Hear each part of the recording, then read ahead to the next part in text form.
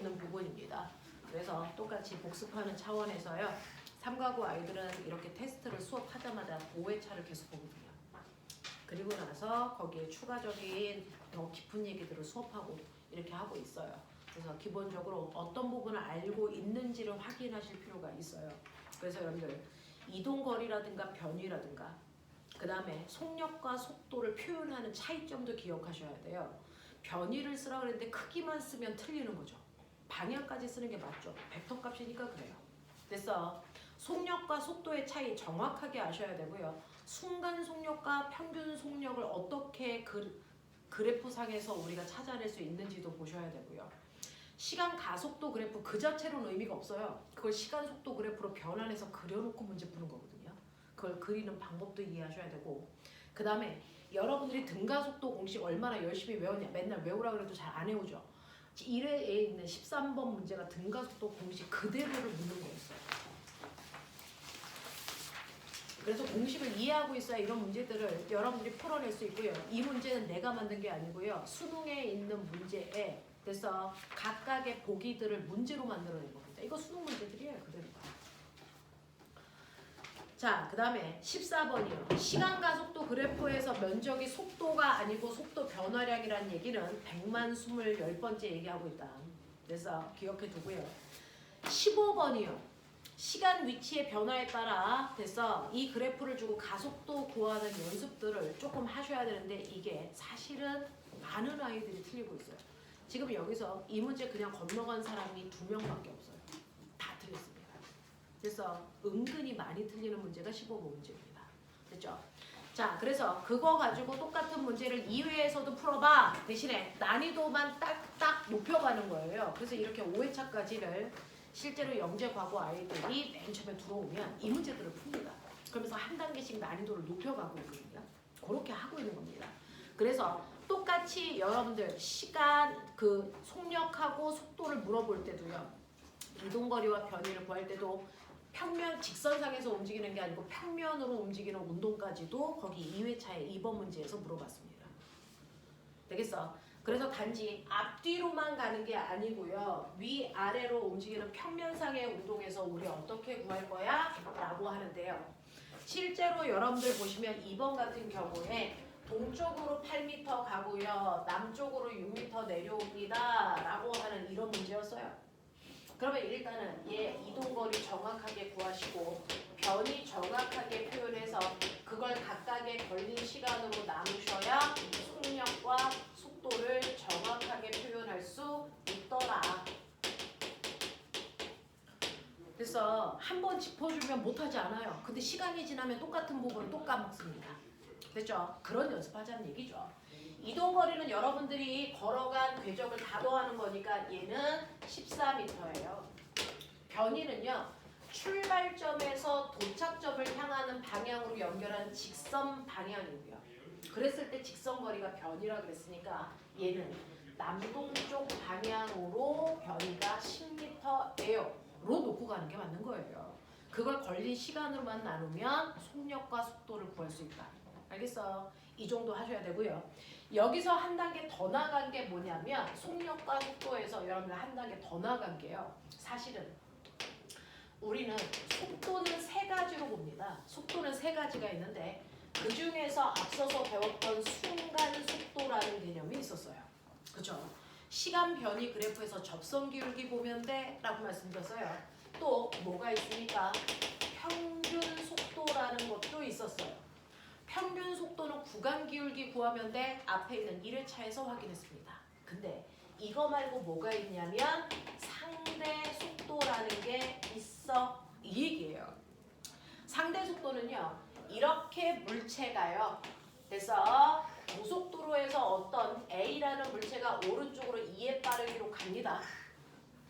자, 그럼 A가 오른쪽으로 2의 빠르기로 간다는 건 누군가가 봤으니까 얘기했겠죠. 자, 그 보는 사람을 우리 뭐라 그러니? 관찰자라고 합니다. 그 관찰자는 어떤 물체의 운동을 정확하게 보기 위해서 반드시 어떤 상태로 관찰해야 된다? 어떤 상태로 관찰했을까요? 관찰자는? 반드시 정지되어 있을 때 물체의 운동을 정확하게 인지할 수 있다.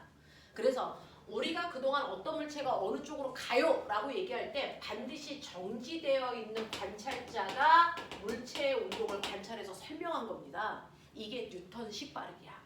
근데 관찰자가 굳이 정지되어 있을 필요 있어? 나도 그냥 가면서 볼래 라고 한 게 아인슈타인식 빠르기고요. 이게 상대 속도예요. 되겠어? 그러면 나도요, 정지되어 있지 않고 얘랑 똑같이 오른쪽으로 2의 빠르기로 가면 내가 봤을 때 A는 어떻게 운동하는 것처럼 보여? 멈춰 있는 것처럼 보입니다. 그러니까 내가 본 A의 상대 속도가 이 순간은 0입니다. 그쵸? 근데 내가 속도를 덜해서 웅 하고 밟아서 12가 됐어요. 그러면 이 순간 내가 본 A의 상대 속도는 얼마입니까? 말해봐. 얼마일 거니? 아빠가 고속도로에서 추월해서 가요. 그러면 옆에 있는 차는 어디로 가는 것처럼 보입니까? 어디로 가는 것처럼 보입니까? 뒤로 가는 것처럼 보여요. 앞으로 오고 있지만 내가 보기엔 이 새끼 뒤로 가는 것처럼 보이죠? 얼마에 빠르게요? 얼마? 말해야 돼. 얼마? 10입니다. 이게 내가 느낀 상대 속도야. 하다못해 내가 요번에는 A와 마주 가고 있어요. 3의 빠르기로. 그럼 내가 본 A의 상대 속도는 얼마로 보이니? 얼마로 보이니? 앞쪽 방향으로 얼마로 보일까요? 얼마? 아니요. 상대방은 2로 오고 있고요. 나는 3으로 가고 있어. 서로 마주 오고 있어. 그러면 여기가 오른쪽, 여기가 왼쪽. 내가 봤을 때 A는 어느 방향으로요? 오른쪽으로요. 얼마의 빠르기로 오고 있는 것처럼 보일까요? 5의 빠르기로 오고 있는 것처럼 보입니다. 됐어? 라고 하는 내가 움직임에 따라 상대방의 속도가 다르게 느껴집니다. 우린 이걸 상대 속도라고 하는데 이러한 상대 속도는 사실은 계산도 가능하다. 계산도 가능하다. 내가 느낀 상대방의 속도를 우리가 상대 속도라고 해요. 이 상대 속도는요. 됐어? 네. 상대방의 속도에서 꼬맹아, 상대 속도는 있지만 상대 속력은 없어. 왜? 속도는 방향에 의해서 결정되는 값이라서 방향을 반드시 생각해야 되거든요. 그래서 상대 속도는 있지만 상대 속력이라는 건 존재하지 않습니다. 그래서 상대방의 속도에서 관찰자인 나의 속도를 빼면 그게 바로 내가 느낀 상대방의 속도, 상대 속도가 돼요. 됐어? 상대방의 속도에서 관찰자인 나의 속도 빼셔야 합니다. 됐죠? 자, 그럼 속도니까 방향을 정하자. 자, A의 속도가 오른쪽 방향 플러스 방향이라고 치자. 그러면 A는 처음부터 가고 있는 빠르기가 계속 오른쪽으로 2의 빠르기로 계속 가고 있었어요. 한 번도 그 빠르기를 바꾼 적이 없다라는 얘기입니다. 됐어? 근데 나는요. 처음에는 나는 멈춰 있었어요. 두 번째는 나는 오른쪽으로 같은 방향으로 2의 빠르기로 가고 있었어요. 나는 같은 방향으로 12의 빠르기로 추월했어요. 나는 반대 방향으로 3의 빠르기로 오고 있었어요. 이런 거잖아요. 그랬을 때 내가 느낀 상대방의 속도는요. 상대방의 속도에서 나의 속도를 빼라고 했습니다. 됐죠? 그러니 내가 멈춰 있을 때 내가 느낀 상대방의 속도는 그대로 오른쪽으로 2의 빠르기로 가는 걸로 보입니다. 그렇죠? 근데 나하고 상대방의 속도가 같으면 빼보시면 알겠죠? 상대방이 멈춰 있는 것처럼 느껴진다는 얘기예요. 되겠어? 근데 내가 속도를 빠르게 해서 추월하면요. 느끼셨죠?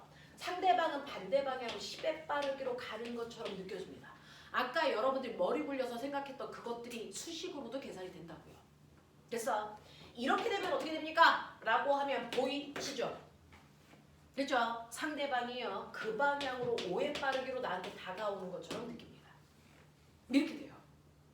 그러면 선생님, 상대방의 빠르기는 한 번도 바뀐 적이 없는데 왜 나의 속도가 달라짐에 따라 상대방이 다르게 움직이는 것처럼 느껴져요? 그건 지구에 있는 모든 인간들은 다 이기적이라서 그렇습니다. 사람들은 대단히 이기적이라서요. 자기가 관찰자가 되는 순간 무조건 자기는 뭐 되어 있다고 생각하니? 정지되어 있다고 생각하는 거야.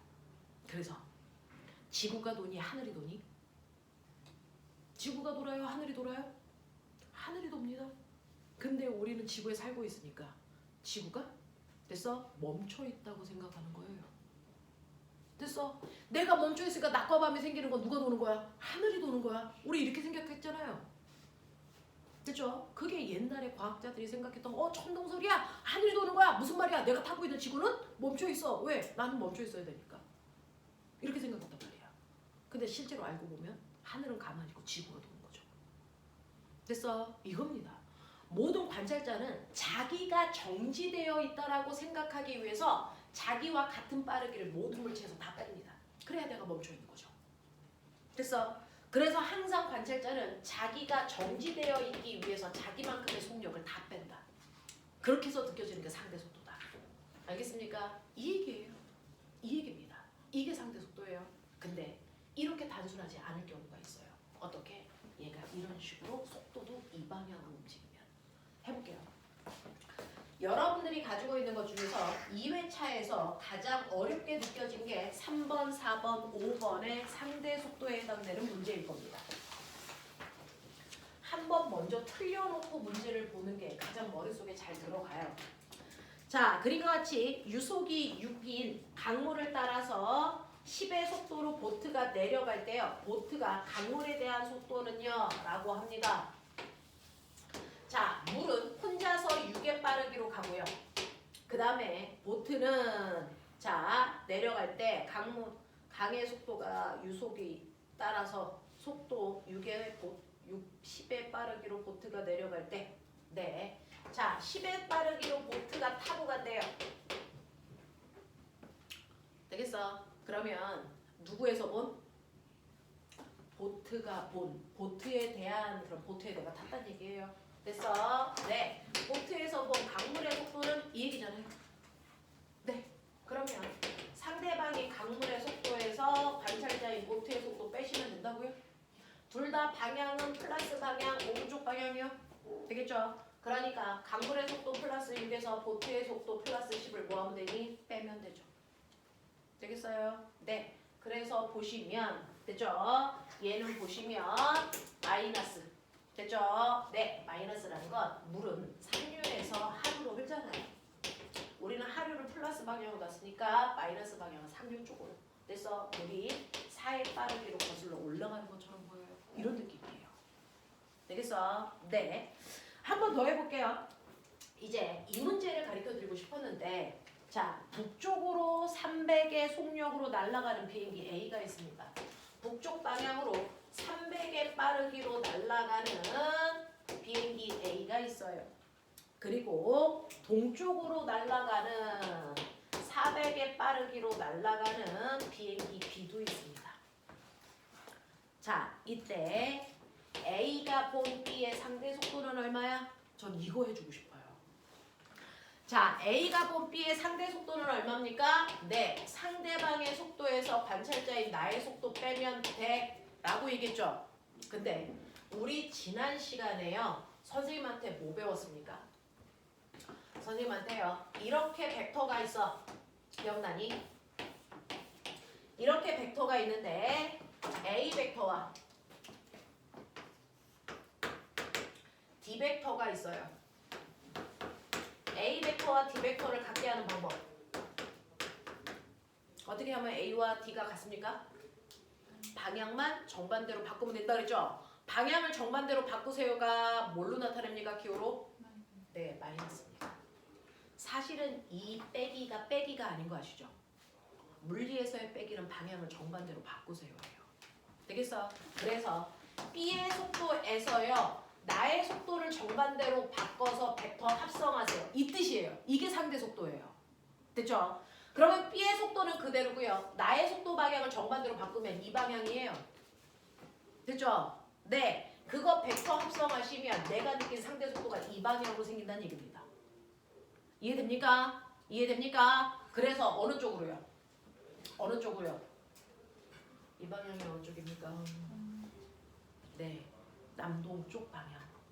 됐습니까? 이 방향이 이렇게 하면 여기가 남동쪽 방향입니다. 남동쪽 방향으로 500의 빠르기로 해서 가는 것처럼 보입니다. 이 얘기를 하고 있는 거예요. 되겠죠? 자, 그래서 여러분들은요. 이제 힘이라고 하는 걸 그동안 물리 2에서 배웠기 때문에 힘을 안 배운 물리 1에서는요. 이런 방향을 계산하지 않고 항상 같은 방향 반대 방향 얘만 했단 말이야. 근데 힘이라는 게 물리 1으로 내려왔어요. 그러다 보니 힘의 합성을 배우면 이제 여러분들은 평면운동을 다 하셔야 됩니다. 물리학에서. 그래서 상대 속도를 한 번 넣어봤어요. 그래서 이렇게 보는 겁니다. 이렇게 하는 겁니다. 자, 그 다음에 그 밑에 있는 5번도요. 5번도요. 제일 많이 나올 게 얘일 겁니다. 여러분들 실제로 아빠 자동차 타고 가다 보면 빗방울은 똑바로 내리는 게 맞습니다. 빗방울은요. 연직 방향으로 내립니다. 연직 방향이 뭔지 알죠? 중력과 나란한 방향을 얘기합니다. 연직 아래 방향으로 빗방울이 이렇게 내리고 있을 거예요. 근데 자동차를 타고 여러분들은 갈 겁니다. 여기서 뭐 걸어간다 그래서요. 예를 들어 이 방향으로 걸어간다고 치죠. 얼마의 속력으로? 3의 속력으로 내가 걸어가고 있는 거예요. 그러면 이때 내가 걸어가면서 내가 본 빗방울의 속도는 어느 방향으로 얼마로 내리는 것처럼 보이냐? 이 얘기를 하고 있는 거예요. 그럼 어떻게 하면 돼요? 당연히 빗방울의 속도에서 그래서 관찰자인 나의 속도 빼면 돼요? 이거겠죠? 됐죠? 자, 여기서 뺀다라는 얘기는요. 사실은 빗방울의 속도에서 나의 속도 방향을 정반대로 바꿔서 합성하세요. 이 뜻이라고요. 이 뜻이라고요. 그러면 나의 운동 방향을 정반대로 바꾸니까 나는 이 방향이 나의 운동 방향을 정반대로 바꾼 거겠죠?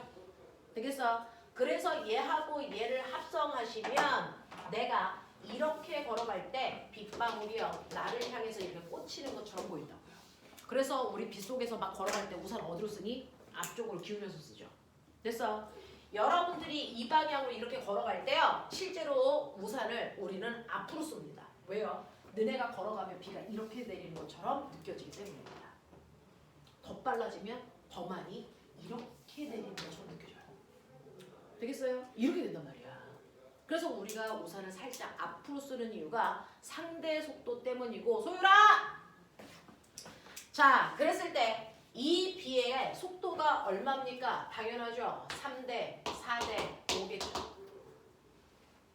되겠냐? 네. 그래서 5의 빠르기로 비스듬하게 나를 향해서 내리는 것처럼 보입니다. 이 얘기예요. 됐죠? 이렇게 갑니다. 그래서 빗방울이 나를 향해서 꽂히는 것처럼 느끼는 이유가 바로 상대 속도가 작용하고 있기 때문이다 라는 그런 얘기를 하고 있습니다. 되겠니? 그래서 여러분들이 가장 낯설만한 문제가 3번, 4번, 5번인 것 같아서 이건 한꺼번에 설명할 필요가 있을 것 같아서 해드린 겁니다. 됐죠? 자, 그러면 1번부터 8번까지 중에서 또 다른 거 질문해 보세요. 1번부터 8번까지 중에 또 다른 질문은 없을까요? 괜찮습니까? 몇 번? 6번 하나 할게요. 자, 6번에서 A, B 구간에서 이 물체의 평균 가속도는요? 라고 했는데 꼬맹아, 시간 속도 그래프에서 가속도는 경민아 어디니?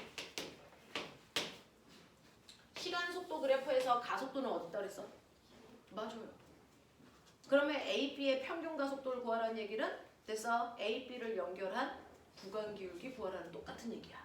되겠어? 그래서 여기가 A고 여기가 B니까요. 기울기 중에서 구간을 연결한 구간 기울기 구하세요. 이게 평균 가속도입니다. 알겠어? 우리가 앞에서 평균 속도 구하세요 할 때도 구간 기울기 구했죠? 그거랑 같은 문제.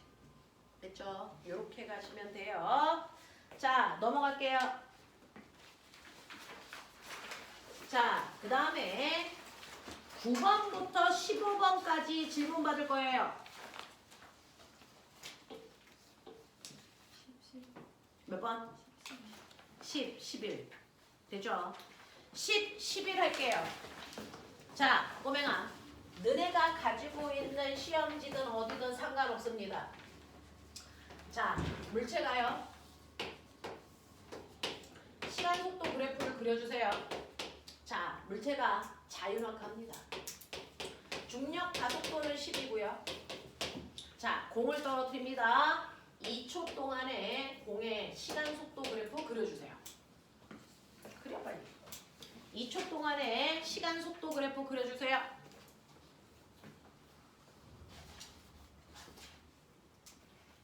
처음 속도는 0이고요. 중력가 속도는 10입니다. 2초 동안에 자유낙하할 때 시간 속도 그래프 그려주세요.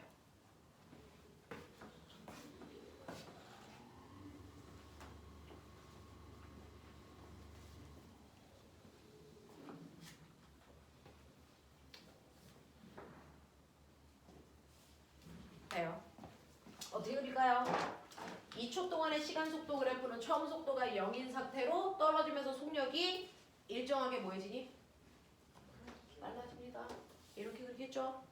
근데 2초가 지났어요. 속도가 얼마 됩니까? 써주세요. 속도 얼마입니까? 2초 지났어요. 얼마? 20입니다. 그러면 그 2초라는 시간 동안에 낙하한 거리가 얼마입니까? 얼마입니까? 어떻게 알아요? 이 밑에 있는 면적이 간거리죠. 얼마입니까? 20m죠. 됐어요. 자, 그러면 요게 1초라고 치죠. 1초일 때 속력 얼마입니까? 얼마입니까? 얼마? 10이죠. 그러면 1초 동안의 낙하거리 얼마입니까? 1초 동안의 낙하거리는 얼마입니까? 5m죠.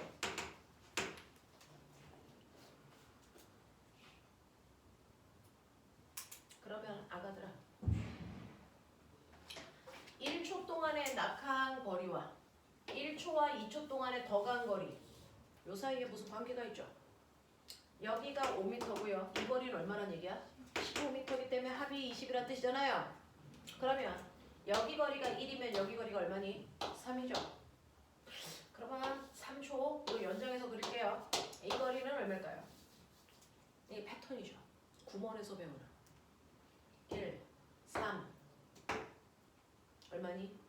5, 7, 9 이렇게 늘어나죠. 맞아요? 이런 식으로 낙하하면서 거리가 증가하고 있습니다. 알겠냐? 네. 자, 그러면 이거요. 너는 이거 몇 킬로 떨어뜨렸는데 이 그래프야? 몇 킬로 자연낙하 시킨 거야? 자연낙하 그래프 그렸더니 이거 그러잖아. 너 이거 몇 킬로라고 생각하고 그린 거야? 이거 1킬로야 10킬로야? 말해. 몇 킬로라고 생각하고 그린 거야?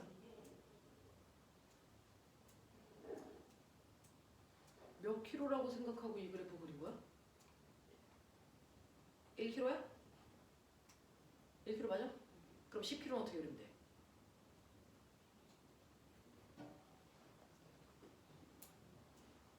빨리 생각해. 1킬로라고 생각하고 그린 거라며. 그럼 10킬로는 어떻게 그려?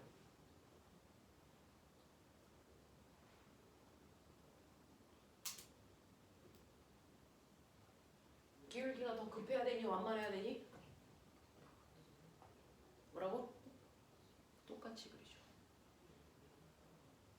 공기 저항이 없는 자연낙하에서요. 가벼운 깃털하고 무거운 쇠구슬 중에 누가 먼저 떨어집니까? 동시에 떨어지죠. 왜 그렇습니까? 왜 그렇습니까? 1kg짜리 깃털하고 10kg짜리 쇠구슬하고요. 내가 떨어뜨릴 때요. 됐어. 같은 높이에서 떨어뜨리면 동시에 떨어지죠. 이유가요. 됐어. 지구가 얘를 잡아당기는 중력이 같아서 그러니? 아니죠. 얘 중력 얼마입니까? 10N입니다. 얘는 얼마입니까? 100N입니다. 전혀 다릅니다. 근데 왜 동시에 떨어집니까? 이걸 답하셔야 됩니다. 이게 통합과 원의 시험 문제입니다. 그리고 중학교 3학년 3단원 시험 문제고요. 동시에 떨어지는 이유는 실제로 물체가 동시에 떨어지는 건 받는 힘이 같아서가 아니고 가속도가 같아서 동시에 떨어지는 겁니다. 가속도는 어떻게 구한다 그랬어요? 가속도는 질량분의 받는 힘이죠. 얘 질량 얼마입니까? 1kg입니다. 얘 질량 얼마입니까? 10kg입니다. 그럼 가속도 얼마입니까? 위아 더 월드 10입니다. 무슨 말인지 알겠습니까? 물체가 낙하할 때 걸린 시간은 가속도가 결정합니다. 가속도가 같으면 같은 높이에서 떨어지는데 걸린 시간은 무조건 같습니다. 그래서 A와 B가 같은 높이에서 동시에 떨어지는 이유는 받는 힘이 같아서가 아니고요. 가속도가 같아서 동시에 떨어지는 거야. 1km든 10km든 물체가 자유낙하할 때 가속도는 무조건 중력 가속도입니다. 그러니 같은 높이에서 동시에 떨어질 수밖에 없습니다. 그러니 자유낙하하는 그래프는요. 지구상에 1km도 10km도 하나밖에 없어요. 없습니다. 지구에서 자연낙하하는 그래프는 하나밖에 없습니다. 그러니 무조건 모든 물체는 자연낙하 시켰을 때 1초 동안 떨어진 낙하거리는 얼마? 무조건 5m입니다. 2초 동안 낙하한 거리는 무조건 얼마입니까? 20m입니다. 몇 킬로든 상관이 없어요. 무슨 말인지 알겠어? 그러니 지구상의 자연낙하 그래프 하나밖에 없으니까 이 정도 숫자는 외울 필요가 있겠죠. 맞습니까? 자, 그러면 꼬맹아, 자연낙하의 반대. 똑바로 던져 올린 물체의 운동을 생각해 볼래요? 연직상반 운동. 나 20으로 던졌어. 언제까지 올라가? 0이 될 때까지 올라가죠. 그래프 그려주세요. 중력과 속도는 10입니다. 그래프 그려주세요.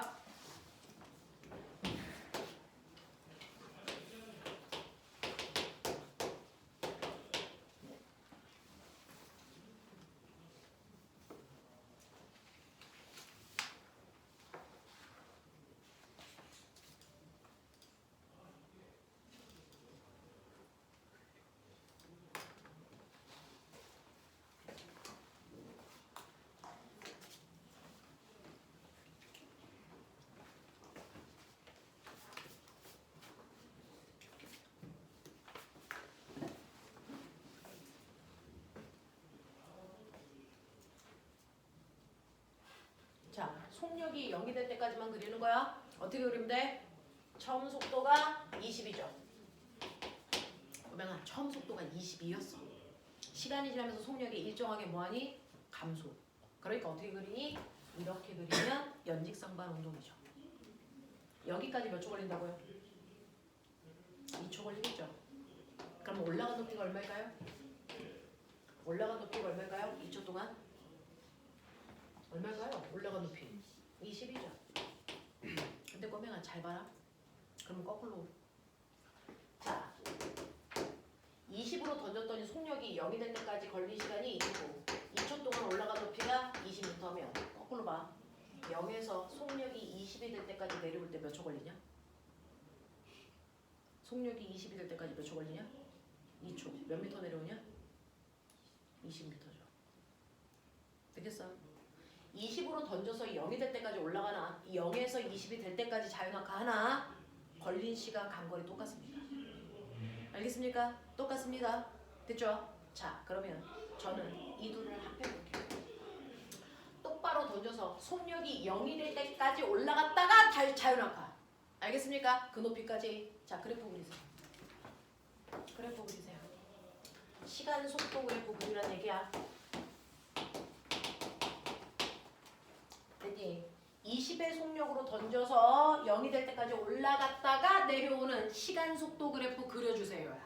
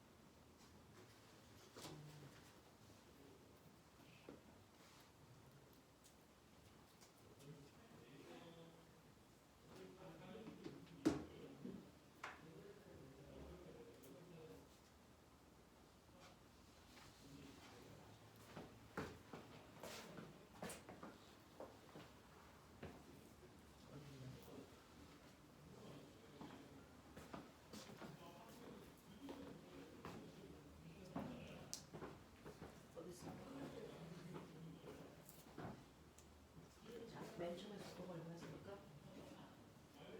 20이었습니다. 20으로 던진다니까. 그래서 20에서 속도가 일정하게 감소했어요. 맨 처음에 속도가 얼마?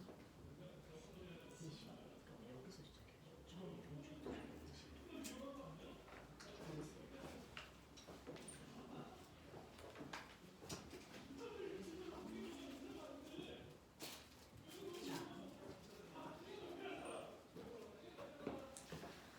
자, 그래프가요. 두 가지 모습으로 항상 이거 그리려고 그럴 때 처음에 나오죠. 그래서 그래프를 이렇게 그린 친구가 있고요. 이렇게 그린 친구가 있습니다.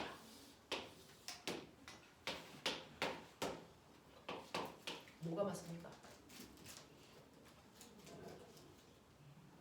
뭐가 맞습니까? 둘은 다른 그래프입니다. 그죠? 저물체를 똑바로 던져서 처음에 출발할 때 속도가 20입니다. 그렇죠? 그랬다가 속도가 일정하게 줄어서 0이 됐다가 다시 속도가 점점 빨라지면서 내려오는 거죠. 라고 하는 꼬맹아, 속력하고 속도의 차이가 뭐야? 방향을 신경 쓸래 안 쓸래? 그거 계속 놓치고 있거든요. 속도는 방향을 신경 쓰셔야 돼요. 그러면 올라가는 방향을 플러스 방향으로 놓으시면 내려올 때 속도 방향은 마이너스 속도여야 된다. 되겠어? 마이너스 축에 그려줘야 되거든요. 그래서 맨 처음에 던질 때 속도가 20, 그래서 속도가 0이 될 때까지 가. 됐어? 그리고 나서 얘는 올라가고 있는 중이야. 올라가고 있는 중이야. 플러스 20. 올라가. 왜? 속도가 플러스 9니까. 됐어? 속도 부호가 플러스를 우리가 올라가는 방향으로 했죠.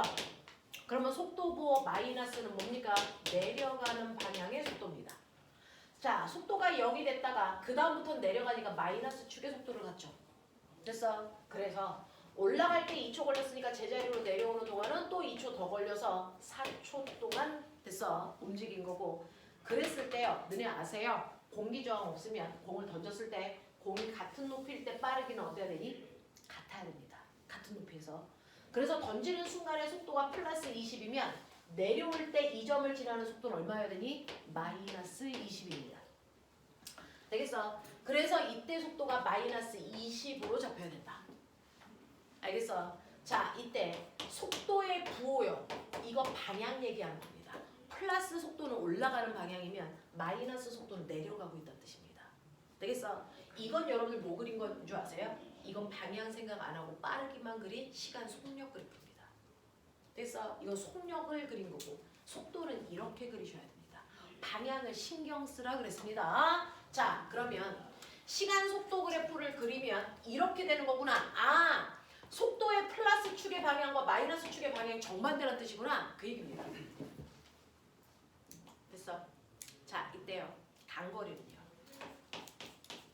이거 플러스 20이죠. 올라가는 방향으로 20m 갔어요. 그 뜻이죠. 네. 이거요. 간거리요. 이거죠. 이거 마이너스 20이죠. 20m 올라갔다 20m 내려왔어요. 그러니까 제자리로 돌아왔어요. 이 뜻입니다. 되겠어? 이때 방향이 바뀌는 포인트가 어디입니까? 몇 초일 때 운동 방향이 바뀌었습니까? 몇 초입니까? 네. X 절편이 운동 방향이 바뀌는 지점입니다. 알겠습니까? 이 얘기예요. 그래서 얘는 2초일 때 속도가 바뀌었구나. 운동 방향이 바뀌었구나. 이 뜻입니다. 맞아? 라고 하는 여러분들이 여기에 개념을 알고 있어야 이 문제를 해독할 수 있어요. 그걸 해독하는 문제가 지금 질문하신 9번, 10번 문제입니다. 그래서 9번, 10번 그래프가요. X축과 X 절편을 지나옵니다. 그래서 이거 그래프 보시면 이 그래프가 이렇게 됐잖아요. 여기가 속도고 여기가 시간이잖아요. 그러면 얘는 몇 초일 때 운동 방향이 정반대로 바뀌었니? 몇 초일 때? 20초일 때 운동 방향이 정반대로 바뀌었어요. 되겠어? 예를 들어 이게 올라가는 방향이면 여기는 내려오고 있어. 이 뜻으로 얘기하잖아요. 되겠어? 자, 그랬을 때 얘는 맨 처음에 속력이 10이었고요. 자, 속도가 0 되는데 20초 걸렸고요. 그 다음에 30초 동안 더 갔고요. 그래서 여기 속도가 마이너스 5야. 이런 느낌이잖아. 그러면 얘는 올라간 높이가 얼마입니까? 플러스 얼마니? 100이죠. 100m 올라갔어요. 그리고 몇 미터 내려가니? 몇 미터 내려왔습니까? 얼마? 25m 내려왔어요. 이런 얘기 하는 거야. 그래서 100m 올라갔다가 25m 내려오고 있는 중이야. 이런 뜻이잖아요. 그런 얘기예요. 되겠어? 그래서 우리가 그동안은 항상 1사분면 여기만 그렸어요.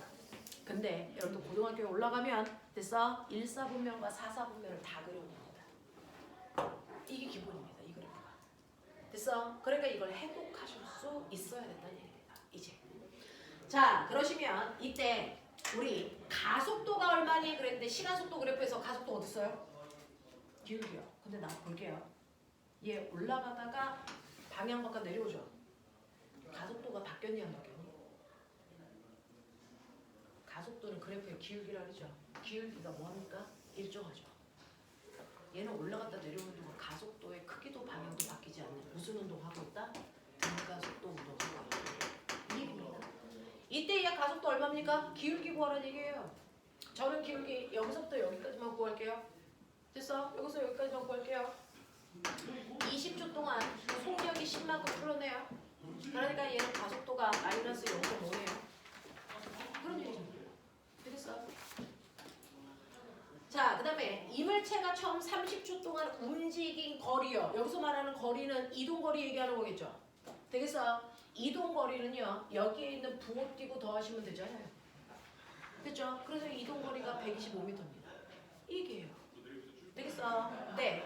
자, 그런가 하면 여러분들이 보시는 것처럼 물체의 처음에 운동 방향을 플러스 방향으로 할 때요. 30초 동안의 이물체의 변이는 얼마이겠습니까? 변이는요. 방향을 고려해야 되잖아요. 됐어? 그래서 방향 넣고 계산하면 변이잖아요.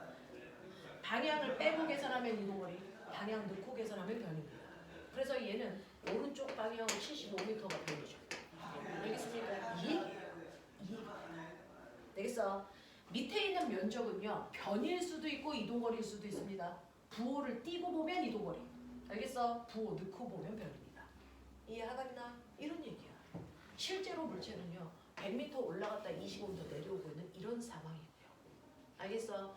20토일 때 정확하게 방향이 바뀐 거고요. 되겠죠? 자, 이제 하나의 사분면으로 물체의 운동을 설명하는 거 이제 끝내셔야 됩니다. 이건 물리학의 기본에서나 했던 거야. 이제 완결편은 그래서 방향이 바뀌는 운동을 1사분면과 4사분면에 그려놓고 판단하는 문제다. 알겠습니까? 이런 얘기예요. 이런 얘기예요. 되겠죠? 보셔야 됩니다. 자, 또요. 또 다른 질문. 괜찮아? 괜찮아? 하겠어. 선생님은요. 여러분들 심화 과정이다 보니 체계적으로 하나하나를 다시 설명할 필요 없죠. 저한테 변이, 이동거리, 가속도 이거 구하는 방법 배우러 온 거야? 아니죠. 그렇죠? 여러분들이 배웠던 내용을 가지고 어떻게 조합할 수 있냐, 그거 가지고 심화 문제 어떻게 푸냐, 이거 배우러 하는 게 이 수업이에요. 그러니까 개념 정리 다시 해야 되겠어요. 그럼 여기 수업 들으시면 안 돼요. 알겠냐? 철저하게 개념반하고 심화반하고 나눠져 있거든요. 네. 근데 이 정도만 정리해도 알아들을 수 있을 것 같아요. 그래서 해드린 겁니다. 자, 그래서 이 정도의 개념이 여러분들이 가지고 있는 이 책에 있어서 이것과 관련된 문제들은 조금 이따가 풀어보도록 하고요. 자, 선생님이 지난 시간에 했었던 거예요. 그래서 돌림이에요. 지난 시간에 했었던 거. 자, 돌림인데 뭐야, 책을 왜 안 피는 거야? 돌림임은 조금 이따가 할까요? 지금 한 김에 여기에 해당되는 문제 몇 개 풀어볼까요? 네, 이거 먼저 하죠. 그러면 중간에 끊기가 애매하니까. 자, 우리요. 지난 시간의 테마는 뭐게? 평형. 평형에 몇 개가 있게? 평형의 종류. 두 종류가 있죠. 무슨 평형, 무슨 평형? 힘의 평형과 돌림의 평형. 이 둘을 동시에 만족하는 걸 역학적 평형. 되겠습니까? 그래서 우리 지난 시간에 배웠던 건 역학적 평형입니다. 자, 그러면서 여러분들 지난 시간에 배운 힘이라는 건 물체가 받는 진짜 힘, 다시 말해 알짜 힘입니다. 됐죠? 알짜 힘 때문에 물체의 운동이 어떻게 변하는지를 설명하고 있는 과학자가 뉴턴입니다. 뉴턴이라는 사람은 알짜 힘과 운동 상태와의 관계를 설명한 거죠. 그게 바로 뉴턴의 운동 법칙입니다. 뉴턴의 운동 법칙 몇 개 있습니까? 세 가지 있는 거 아시죠? 설마. 그죠? 뉴턴의 운동 법칙 중에서 첫 번째 제1법칙 말해. 다른 이름. 무슨 법칙? 뉴턴의 운동 법칙 중 제1법칙 이 개놈의 시기더라. 아니야. 작용반작용 아니야. 그것만 생각나지. 죽여버린다. 뉴턴의 운동 법칙 중 제1법칙은 그렇죠. 관성법칙. 우리 지난 시간에 했었던 게 관성법칙이에요. 자, 관성이 성립되기 위한 조건. 관성이 뭐야? 처음에 운동 상태를 그대로 안 들려. 처음에 운동 상태를 그대로 유지하려는 성질이죠. 그래서 처음에 물체가 정지되어 있으면 시간이 지나도 정지한 상태를 그대로 유지하려는 성질을 정지관성 이렇게 얘기했잖아. 맞죠? 처음에 물체가 움직이고 있었어요. 오른쪽으로 2에 빠르기로. 근데 얘는 시간이 지나도 계속 오른쪽으로 2에 빠르기로 가고 싶지 변하고 싶지 않아요. 그쵸? 그래서 시간이 지나도 그 방향 그 속도로 다시 말해 등속도로 계속 운동하고 싶은 고집이 생겨요. 이걸 우린 뭐라 그랬습니까? 운동 관성. 맞냐? 그 중에서요 정지관성이요. 선생님을 포함해서 11명 있습니다. 누구의 정지관성이 제일 클까요? 정지관성의 크기 우리 다 달라요. 너네들이 가지고 있는 정지관성의 크기를 측정해서 나타낸 값이 뭡니까? 질량입니다. 됐어? 정지관성의 크기를 측정해서 나타낸 값이 질량이에요. 그래서 여러분들 질량이 큰 사람이 더 많이 잘 됐어? 버텨요. 됐니? 정지관성이 큰 거죠. 그래서 얼음판에 100kg의 강호동 아저씨 앉아있어. 얘는 100kg만큼 버틴다는 얘기야. 됐어? 20kg짜리 유치원생 아이가 앉아있어. 되겠냐? 그러면 얘는 누가 정지관성이 큰 거니? A니 B니? A가 훨씬 크죠? 몇 배 큰 겁니까? 5배 큰 겁니다. 그러니 똑같은 크기의 힘, 얘 10N의 힘으로 밀렸어. 그랬더니 얘 밀려가. 얘 밀리겠니? 안 밀려요. 정지관성이 크기 때문에. 알겠어? 이런 얘기잖아요. 이런 얘기잖아요. 그래서 우리가 지난 시간에 배웠던 건 이 관성이 성립하기 위한 조건. 처음에 운동 상태를 그대로 유지하기 위해서는 반드시 어때야 되니? 어떤 애들만 처음의 상태를 그대로 유지해? 물체가 받는 알자의 얼마? 0일 때 그래. 이 얘기한 거잖아. 그래서 힘의 평형인 아이들이 처음에 운동 상태를 그대로 유지하려는 정지관성을 가지고 있어. 되겠어? 관성이 성립해. 이거 배운 거야. 그래서 너네가 첫 주에 배운 건 관성입니다. 관성. 그래서 관성이 성립하기 위해서는 물체가 받는 알자 힘이 0이어야 돼. 그래서 어떤 변화량도 없을 때만 처음의 상태를 그대로 유지하는 관성이 성립해. 이거를 배운 겁니다. 그러면서 쭉 설명했던 게 힘의 합력을 구하고 힘의 그래서 평형 상태 이런 얘기 줄줄줄 할 거야. 그러면 뉴턴의 운동 법칙 위에 제2법칙이 있겠지. 제2법칙은 뭐냐?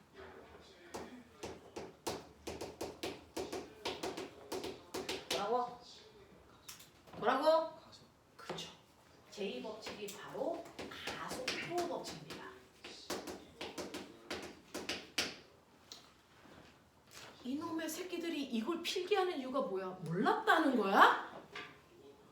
뉴턴의 운동법칙 중에 제1법칙은 관성법칙이고요. 어떤 힘도 받지 않을 때 처음의 상태를 유지하는 거야. 그래서 우리가 평형을 배운 거고요. 두 번째는 가속도 법칙입니다. 그러면 조건.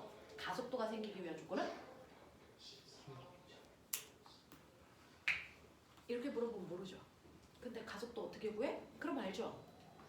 됐어? 가속도 어떻게 구하냐?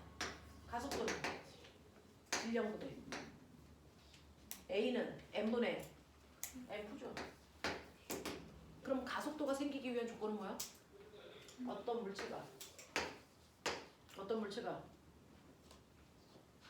어떤 물체가 뭘 받아야 되니? 알자 힘을 받아야 가속도가 있다.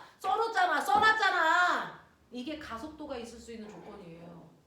가속도가 있기 위해서는 어떤 물체가 반드시 알자 힘을 받고 있어야 된다. 그래야 가속도가 생긴다.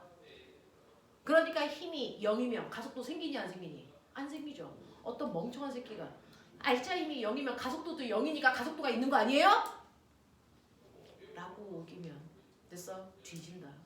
알겠어? 가속도가 0이고 가속도가 없다라고 한다고. 됐어? 0이 아닐 때를 가속도가 있다라고 한다고. 알겠어? 그래서 가속도가 있기 위해서는 그 물체는 반드시 알자 힘을 받고 있어야 된다. 이 얘기예요. 지난 시간에는 알자 힘이 0일 때, 지금은 알자 힘이 있을 때. 이 얘기를 하겠다는 거예요. 되겠어? 알자 힘이 있으면 무조건 물체는 그 알자 힘만큼 가속도가 생긴다. 그럼 다시 생각해봐. 가속도의 뜻이 뭐야? 물체의 운동 상태의 변화량이죠. 운동 상태가 뭐야? 빠박이죠. 무슨 말인지 알아? 그러니까 가속도는 뭐야? 물체의 운동 상태의 변화량을 얘기하는 거야. 되겠어? 네. 빠르기나 방향을 변화시킬 수 있는 능력. 그 변화량을 가속도라고 한다. 되겠어? 빠르기나 방향을 변화시킬 수 있는 유일한 능력은 알자 힘이고 그 알자 힘에 의해서 총 변화량을 우리는 가속도라고 해요. 그러니 가속도가 있으려면 반드시 알자 힘이 있어야 된다. 근데 나 물어볼게요. 가속도는 스칼라 값이야? 벡터 값이야? 가속도는 방향 있어 없어? 가속도는 방향 있어 없어? 이 밥탱이 새끼들아, 가속도는 방향이 있지. 이것들을 재활용도 안 되겠네. 이것들 뒤진다. 자, 가속도는요. 됐어. 방향이 있는 벡터 값입니다. 됐죠? 그럼 가속도의 방향은 어디서 할게? 가속도는 질량분의 힘이래며. 가속도의 방향은 누가 결정한다? 힘 방향. 질량은 방향이 없잖아요. 그러니까 가속도의 방향이 어느 방향이 이게 물어보면 알자인 방향을 얘기하시면 됩니다. 되겠어? 어떤 물체가 가면서 점점 속력이 느려진대요. 그러면 그 물체의 가속도 방향은 운동 방향과 무슨 방향? 반대 방향이죠. 속도가 점점 빨라진대요. 그 물체의 가속도 방향은 운동 방향과 무슨 방향입니까? 같은 방향이니까 점점 빨라지겠죠. 무슨 말인지 알겠니? 알겠니? 자, 항상 가속도 방향은 알자인 방향입니다. 되겠죠? 가속도는 질량분의 힘입니다. 여기서 질문이 있을까요? 그런 건 없겠죠. 되겠어? 가속도는 질량분의 알자 힘입니다. 그만큼의 변화량이 생깁니다. 자, 그러면 뉴턴의 운동법칙 중에 세 번째 제3법칙이 뭐니?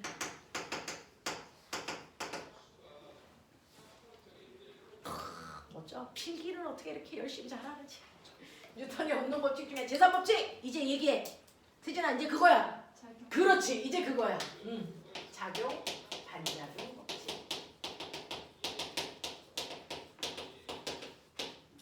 사실은요, 모든 물리 문제는 예로 풀어요. 그래서 모든 물리 문제는 작용, 반작용을 사용하는 겁니다. 되겠냐? 자, 여러분들 중학교 1학년 때 배웠죠? 모든 힘은 항상 쌍으로 작용한다.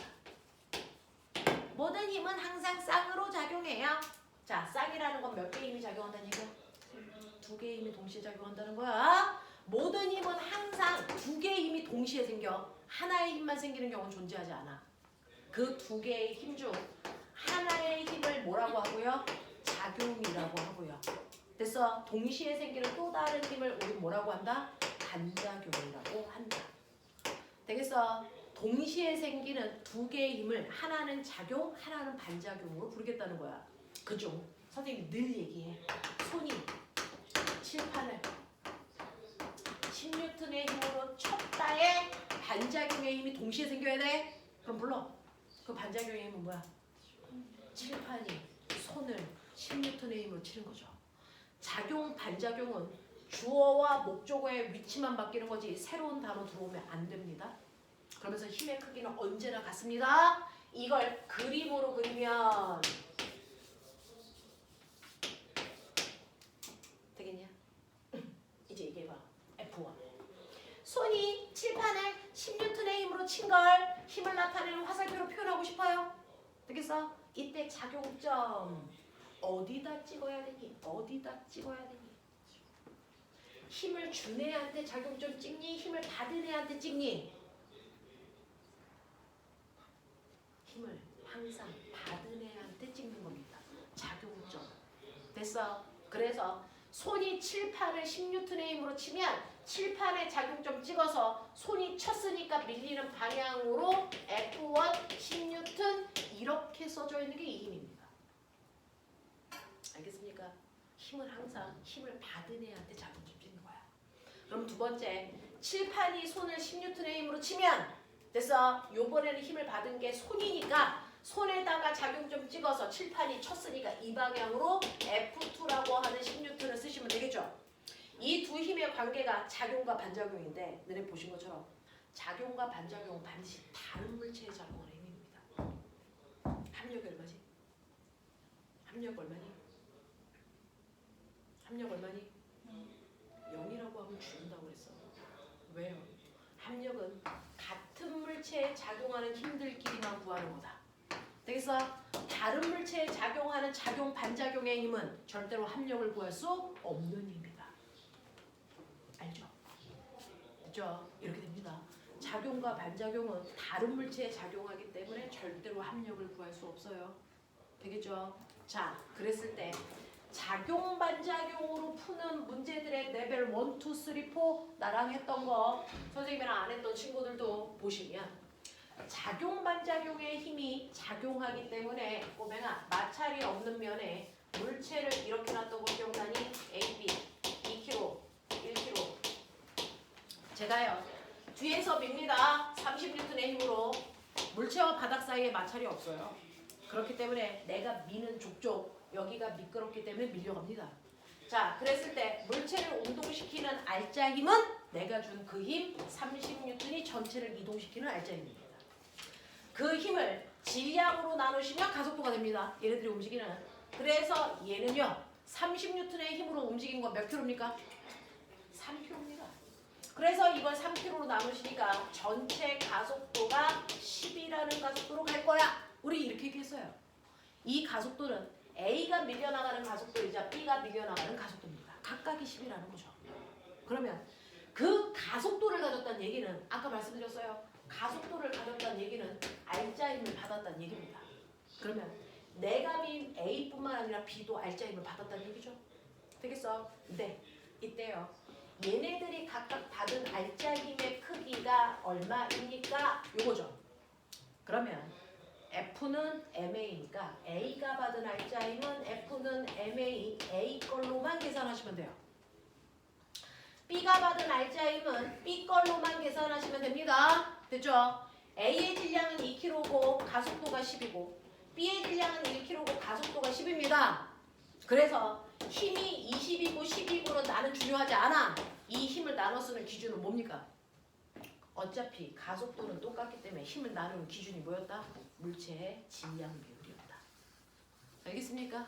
이해됩니까? 그래서 처음부터 물체의 질량비가 2대1이기 때문에 내가 준 알짜 힘을 2대1로 나눠 쓴 겁니다. 그래서 얘는 20N의 힘으로 움직이고 있는 거고요. 얘는 10N의 힘으로 움직이고 있는 거 아닙니까? 그죠? 이렇게 됩니다. 그랬을 때요.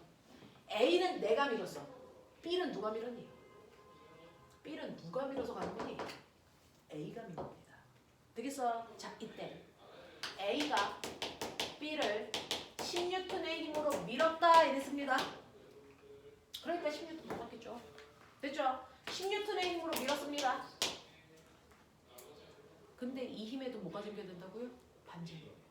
그러면 반작용으로 B가 A를 10N의 힘으로 밀겠죠? 이해됩니까? 그래서 B가 A를 10N의 힘으로 밉니다. 그러면 실제로 A는요. 사람으로부터 30, B로부터 10. 그래서 알짜 힘이 얼마라고요? 20. 이해되죠?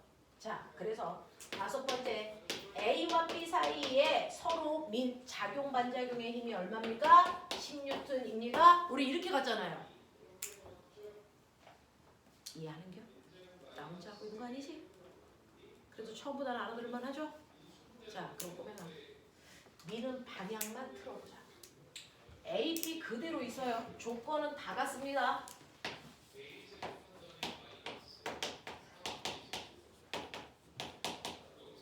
여기서 밀래요. 30N. 달라지는 게 뭡니까? 1번부터 5번까지 중에서.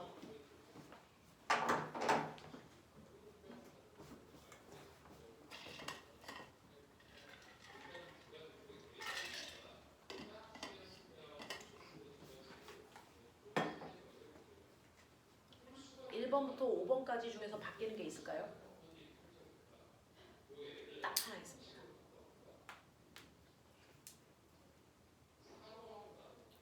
뭐가 바뀔까요? 번이 바뀝니까? 5번이 바뀝니다. 실제로요. 물체도 사람도 본능은 똑같습니다. 그래서 뭔가를 받으면 그 물체는 자기가 필요한 거 빼고 나머지 건네주는 겁니다. 그러니 30이라는 힘을 받은 A는요. 자기가 필요한 힘 얼마? 20을 빼고 건네줘서 작용 반작용의 힘이 얼마가 된 겁니까? 10이 된 겁니다. 그럼 잘 보세요. 이렇게 밀어도 질량비는 2대 1이니까 힘을 어떻게 써야 됩니까? 얘 20N, 얘 10N 이렇게 써야 되잖아요. 근데 요번엔 힘을 직접 받은 게 누굽니까? B입니다. 그럼 B는 30 중에서 자기가 필요한 힘 얼마? 10을 먼저 밑장 빼죠. 그리고 넘겨주죠. 얼마가 넘어갑니까? 20이 넘어갑니다. 그래서 B가 A를 20N의 힘으로 미니까 그래서 A가 B를 20N의 힘으로 미는 겁니다. 알겠어? 이렇게 건너가는 힘이요. 사실은 어느 쪽에서 미느냐에 따라 그게 달라진다. 알겠습니까? 이런 얘기였죠. 이게 레벨 1이었죠. 레벨 2는 얘네들을 실로 묶어서 떨어뜨려 놓는 것 뿐입니다. 맞죠? 실로 묶어서 떨어뜨려만 놓고 얘를 당기는 거죠. 그러면 아까 같으면 A가 B를 직접 밀었는데 떨어져 있으니까 직접 힘을 줄 수는 없으니까 A가 C를 당기면 C이 B를 당겨서 끌려가는 겁니다. 자, 그랬을 때 이 실에 건너가는 힘이 걸립니다. 그 실에 걸려있는 힘을 우리가 텐션, 장력이라고 하는 거죠. 그럼 똑같습니다. 내가 여기서 당기면 힘을 직접 받은 A는 자기가 필요한 힘 얼마 씁니까? 20을 쓰고 실로 얼마를 건네줍니까? 10N을 건네줍니다. 그러니까 이 실에 걸려있는 장력은 10이란 뜻이죠. 근데 여기서 당깁니다. 그러면 힘을 직접 받은 B는 자기가 필요한 힘 얼마를 먼저 쓰고요? 10N을 먼저 쓰고요. 이 실에 걸려있는 장력은 얼마입니까? 20N이 건너가는 겁니다. 되겠어요? 이거죠. 세 번째는요. 이렇게 수평하지 않고요. 이 새끼가 이렇게 책상에 걸려있는 겁니다. 그래서 얘 툭 떨어지는 거죠. 이런 식으로. 그래서 이 물체가요. 이렇게 되어 있는 거 아닙니까? 그래서 이게 3kg짜리라고 치자.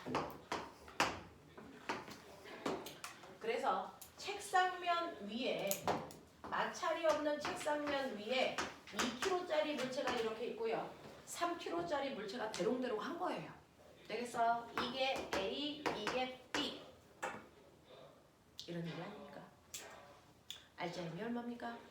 받치고 있다가 손을 놓으면 얘 내려가고 얘 끌려가고 이렇게 할 거예요. 그죠? 알짜임이 얼마입니까? 여기서 힘은 누구 때문에 생깁니까? 대롱대롱 매달려 있는 물체에 중력만큼 생겨요. 그쵸? 그러니 대롱대롱 매달려 있는 물체의 무게가 알짜임이 되니까요. 얘는 3kg짜리가 매달려 있으니까 30N이 알짜힘입니다. 그래서 30N의 알짜힘을 이용해서 몇 킬로 움직인 겁니까? 보이세요? 몇 킬로가 움직입니까? 5kg가 움직이는 거예요. 그래서 5kg로 나누시면 가속도가 나오겠죠? 그래서 얘는 가속도가 얼마입니까? 가속도가 6이에요. 이렇게 가는 거죠. 맞아요? 나 산수 틀렸어? 틀렸어? 아니죠. 전 산수 되게 민감합니다. 잘 봐주시고 있어야 됩니다. 자, 그럼 이때요. 뭘 끄덕끄덕이야. 나 요즘에 잘해 산수. 자, A가 쓴 알짜임, B가 쓴 알짜임이 얼마입니까? 이런 문제죠. F는 이거 하셔도 되고요. 아니면 알짜임 30을 질량 비율로 나눠도 됩니다. 똑같습니다. 근데 F는 MA니까 2 곱하기 6, 12N. 그래서 얘는 3 곱하기 6, 그래서 18N 나눴어요. 이렇게 가면 되죠. 그래서 얘는 18N의 알짜힘을, 얘는 12N의 알짜힘을 받고 가는 거구나. 그러면 이거 장력이 얼마야?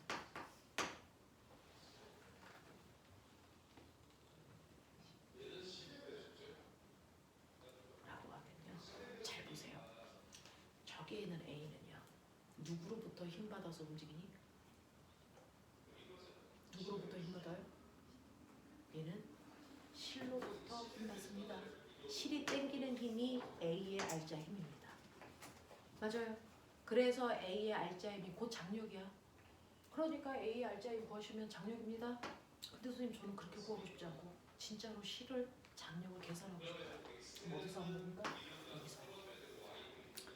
하시면 되죠.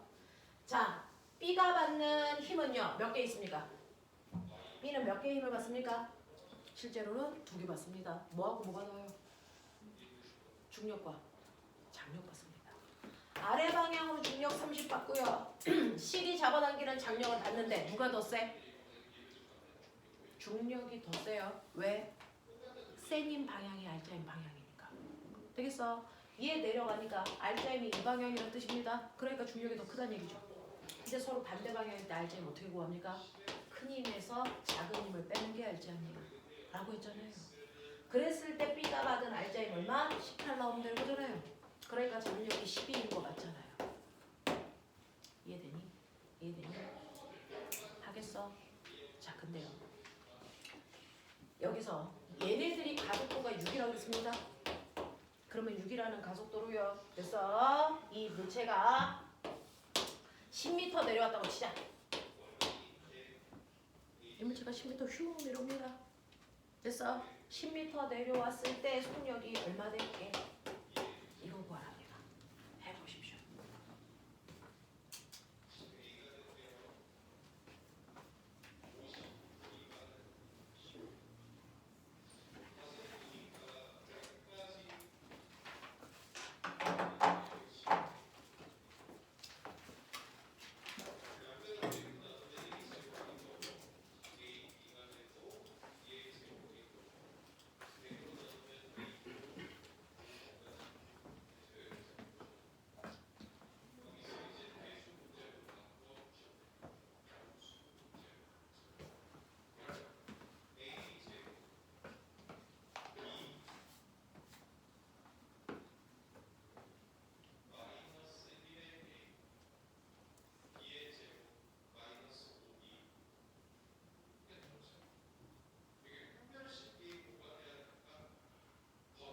이 문제 어떻게 풀면 될까?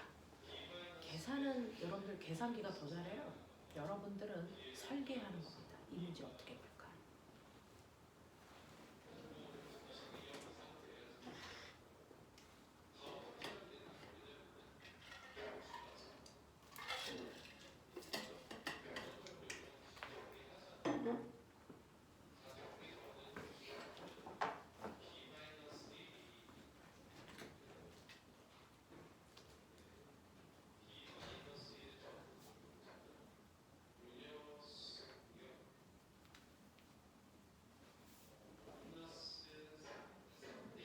아가들아, 등가속도 공식 쳐다보고 있다고 되겠니?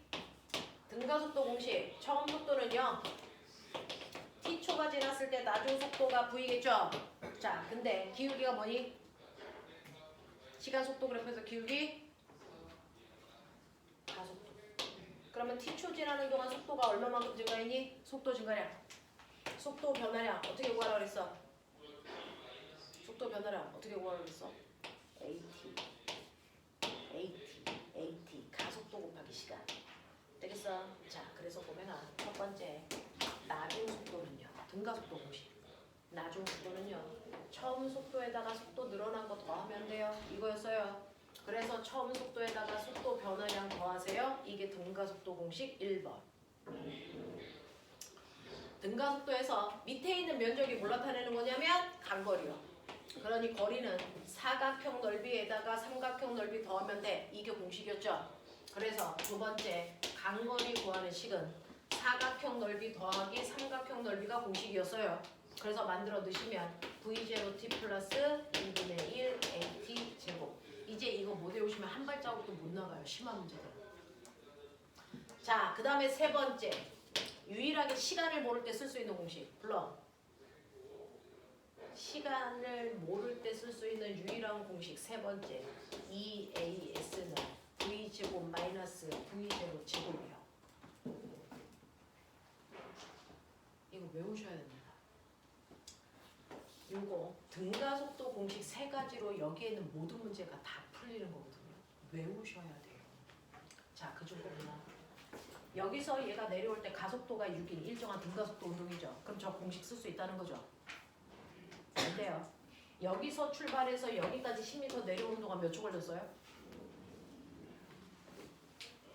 안 알려줬잖아요. 안 알려준 거 무슨 말이에요? 3번 공식 쓰란 뜻이잖아요. 그러니 E, A, S 됐어? EAS는 됐니? 나중 속도 제곱 빼기 처음 속도 제곱인데 처음 속도는 0이잖니? 없잖니? 그쵸? 그러니 나중 속도는 이거 루트 씌워 이 뜻이잖아요.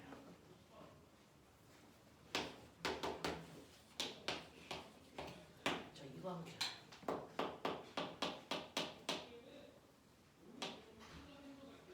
이게 수강생은 나야 됩니다.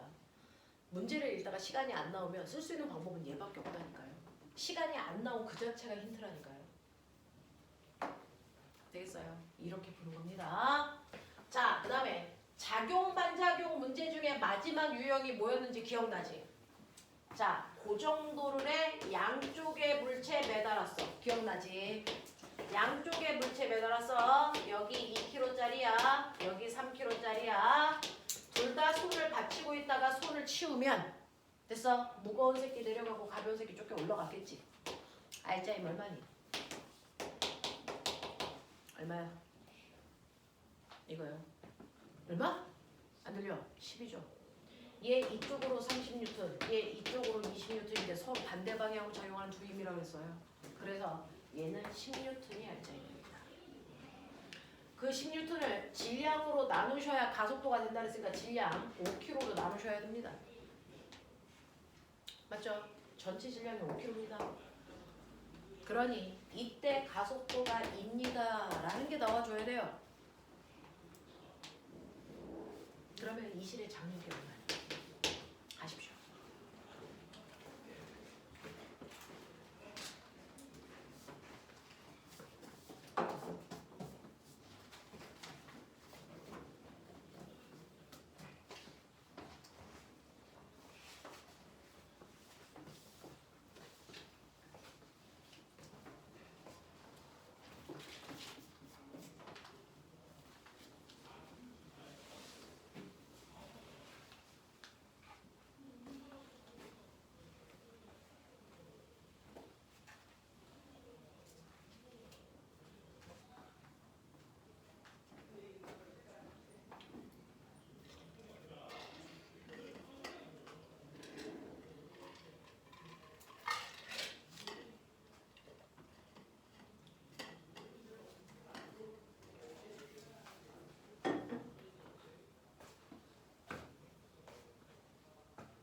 주원 얼마?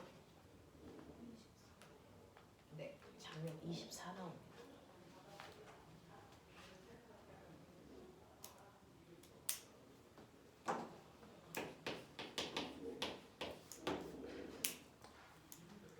이거 구하는 방법은 아까 레벨 3에서 했었는데요. B에 작용하는 힘은요, 중력과 장력입니다. 근데 중력이 커서 얘는 내려가죠. 그러니 알짜임이 이 방향으로 작용하니까 됐어. 자, 30에서 장력을 빼면 B가 받는 알짜 힘인 F는 MA가 나오셔야 됩니다. 맞아. 하겠어.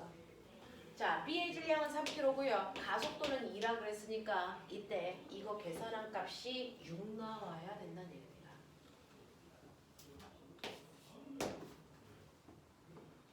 그러니 장력이 24죠. 이걸 B가 아니고 A 쪽에서 해도 똑같습니다. 어차피 한 가닥에 팽팽한 실이기 때문에 장력은 같아야 됩니다. 근데 얘는요. 위쪽으로 장력받고 아래쪽으로 중력받는데 A는 좁게 올라가잖아요. A한테는 장력이 더 큰 겁니다. 중력보다. 되겠어?